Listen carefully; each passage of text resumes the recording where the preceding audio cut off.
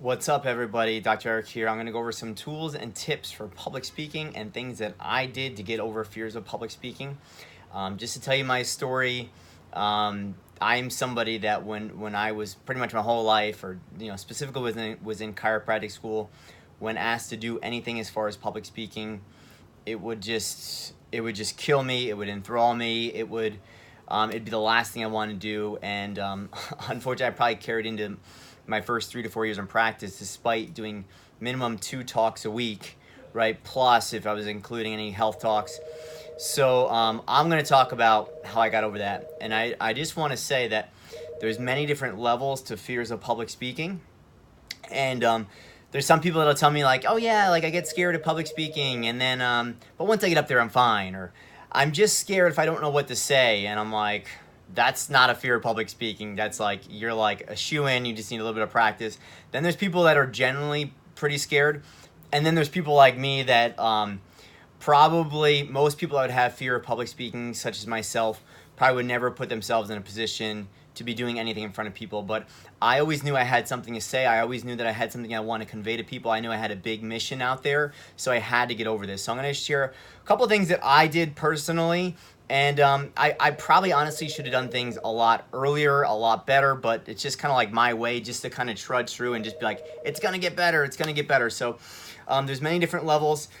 A couple things here when it comes to public speaking is that everybody has their strength and weakness. So some people, it may be like, how do these leaders, they just get up there and they can just freestyle up there? Like, to me, I was like, how can a student, how could a doc, how can they just get up there and not even know exactly what they're going to say and just get up there and just talk? And I'm still impressed by a lot of people that can do that.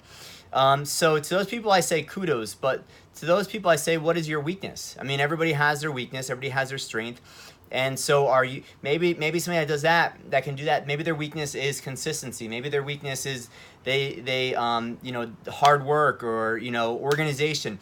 Everybody has their strengths and weaknesses. So if your weakness is public speaking, like 75% of the population, you just got to get over it. So a couple things for me is I would prepare like nobody else. Even when I was a leader, when I became a leader in AMP, when AMP first started, been there since the beginning, been doing launches since the beginning, I would prepare crazy amount of hours for things that I probably just knew. That's what it would take for me. I would just prepare. I would prepare hours upon hours. I'd prepare before the event, and that's what I had to do. I mean, even going into when I started doing docs reports, I would just prepare. I would rehearse. I would know everything, and I would just outwork anybody. And I'd get up there, and it would look pretty seamless. But that's because so much preparation went into it. And that's still my thing, is just preparation, over preparation. And I'm actually getting to a point now where my confidence is high because I trust in myself enough that I still prepare, probably more than my peers, I would say. But I trust myself, and I can freestyle, and I can enjoy the process now. So it's really cool. So there is a light at the end of the tunnel, because I will say now that I don't really have those fears anymore of public speaking. I say that with a grain of salt, because I'm like just kind of getting out of it almost. But my preparation level still had to be second to none. A couple other things. Something I learned more recently is the 5-second rule. So if you're really scared, you don't want to do something, or have anxiety, stress, you count backwards from 5. It's going to switch from different parts of your brain to the more that prefrontal cortex, critical thought. 5, 4, 3, 2, 1. And then you envision yourself coming off the stage or finishing a stage, and how you expect the people to feel and how you feel coming off the stage. That's another important tip so it's 5, 4, 3, 2, 1, and then envisioning yourself doing it. And look up the 5-second rule on YouTube if you get a chance. Another thing is stop making it about you. When I used to do doc support, I get scared. I'd be like, I would just go and look at their health history and be like, this person needs me. This person needs me. We just think about ourselves so much, and so much of these fears of public speaking, it's really selfish.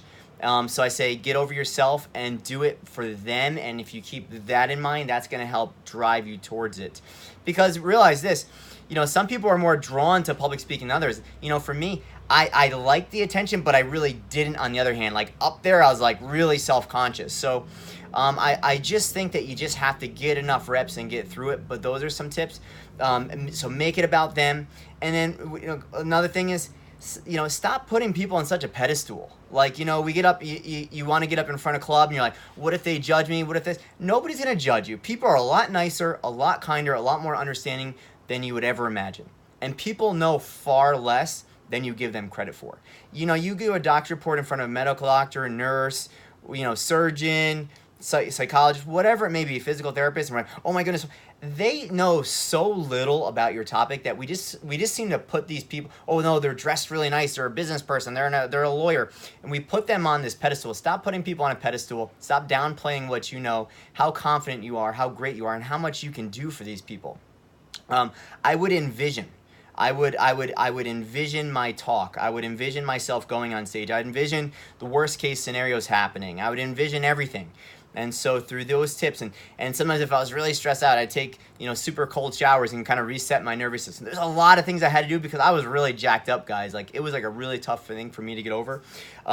Read books in this topics. I truly believe if I wasn't so thick-headed and I've actually specific, I was actually just tried avoiding the situation and I just tried to plow through it, like, it's going to get better, and it's like years later. I would say that if I would have read more books on it, specifically on this topic, and went to conferences that were going to better myself on mindset and also public speaking, things like that, conferences for that, I think I probably would have beaten this a lot sooner. So do those things, do all those things, do a combination of those things and get through it. And I know you can, and I truly believe this. A mentor once told me that if you have a fear of something, if you're weak in something and you become good at it, then you can become one of the best at it, because you're never going to take it for granted and you're always going to want to get better. So no matter what you're weak at, no matter what's going on, push forward, push through it, and then, who knows, maybe become really great at it. So keep pushing.